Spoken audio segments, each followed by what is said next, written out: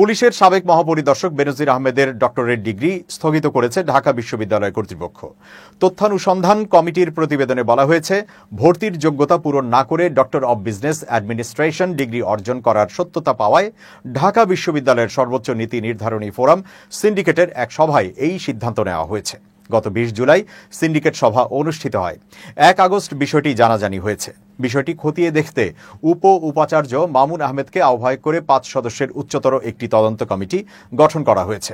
তথ্যানুসন্ধান প্রতিবেদন অনুযায়ী under graduate ও post গ্র্যাজুয়েটে কমপক্ষে 50% নম্বর থাকা বাধ্যতামূলক হলেও বেনজির আহমেদ সেই শর্ত পূরণে ব্যর্থ হয়েছেন। বেনজিরের বিএ পাস সনদ অনুযায়ী তিনি মোট 1100 নম্বরের মধ্যে 517 পেয়েছেন, অর্থাৎ তিনি 50% নম্বর পাননি। কিন্তু ডিবিএ প্রোগ্রামে ভর্তির আবেদনে তিনি উল্লেখ করেছেন তিনি ডিগ্রি বা সমমানের পরীক্ষায় মোট 500 নম্বরের মধ্যে 301 নম্বর পেয়েছেন। নাম না প্রকাশের শর্তে একজন সিন্ডিকেট সদস্য বলেছেন, বেশ কিছু অসঙ্গতি থাকায় বেনজির আহমেদের ডিবিএ ডিগ্রি স্থগিতের সিদ্ধান্ত নেওয়া হয়েছে। একই সঙ্গে তদন্ত করে দায়ী দপ্তর বা ব্যক্তিকে চিহ্নিত করার লক্ষ্যে একটি উচ্চতর তদন্ত কমিটি গঠন করা হয়েছে।